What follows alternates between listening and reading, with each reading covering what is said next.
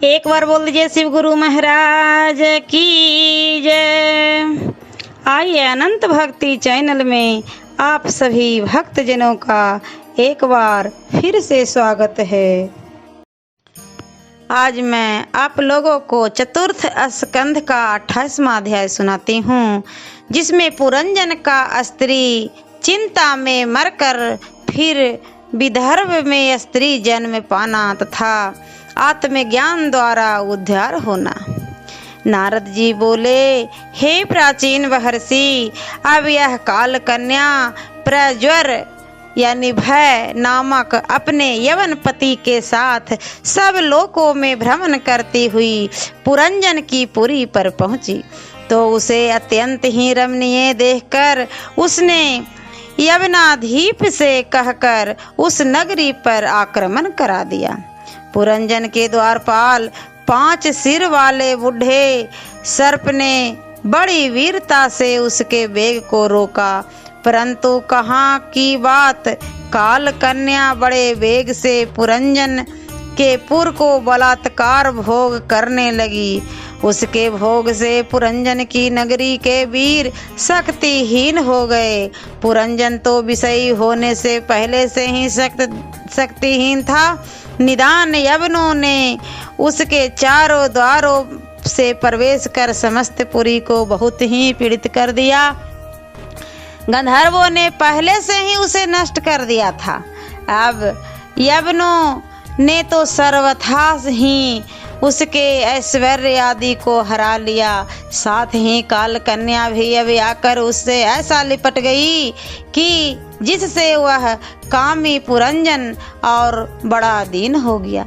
तब उसकी निर्बलता देख उसकी परम प्रिया स्त्री पुरंजनी ने भी उससे प्रेम करना छोड़ दिया और पुत्र पौत्र सेवक और मंत्रीगण भी प्रतिकूल हो गए। इधर काल कन्या ने तो उसे निस्सार ही कर दिया, जिससे अब वह पुरंजन भोग करने के योग्य न रहा। तथापि उसका चित्त तो यही चाहता था कि मैं भोग करूं। अब भी उसे अपने परलोक की चिंता न हुई और वह सबसे तिरस्कृत होकर भी पुत्र स्त्री इत्यादि का चाव ही किया करता था, परंतु कब तक चलता। यवनों, गंधर्वों और काल कन्या ने उसे निर्जीव कर दिया। तब उस नगरी को छोड़ना चाहा, परंतु भाग कर निकल जाना भी अशक्य था। गंधर्वों ने यवनों ने उसकी नगरी में आग लगा दी और पुरंजन को मार मार कर उसके अस्थि पंजर ढीले कर दिए, फिर बांध कर अपने स्थान को ले गए। उसके सेवक नाग इत्यादि अत्यंत व्याकुल हो शोक करते उसके पीछे चले। यवनों ने नाग को भी पकड़कर बांध लिया। पुरंजन की पुरी नष्ट होकर मिट्टी में मिल गई।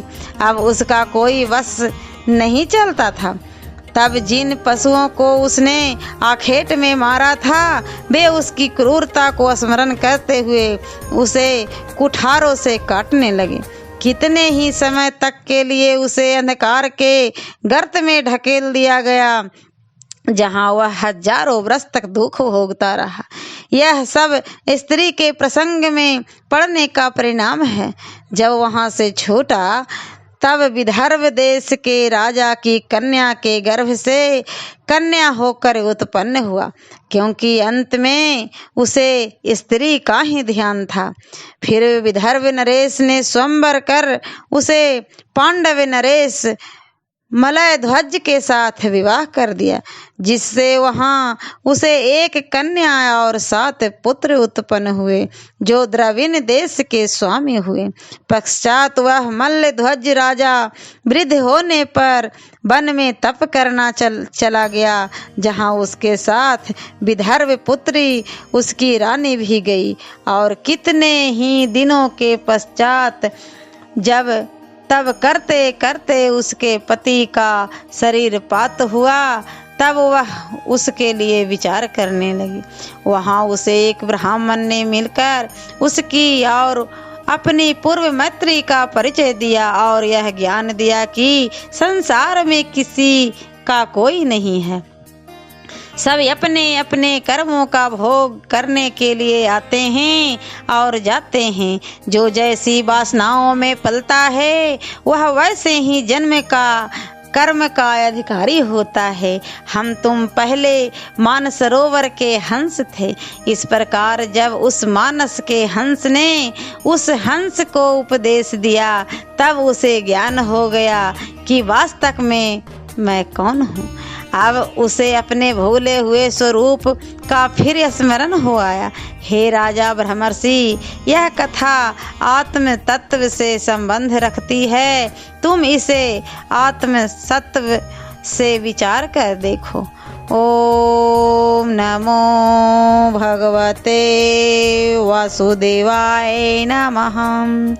और चतुर्थ स्कंध का 29वां अध्याय मैं अगले वीडियो में सुनाऊंगी। ऐसे ही मनोरंजक कथाएं, कहानियाँ और भक्ति गीत सुनने के लिए हमारे इस चैनल अनंत भक्ति को सब्सक्राइब करें और वीडियो अच्छी लगी हो तो लाइक का बटन जरूर दबाएं। धन्यवाद।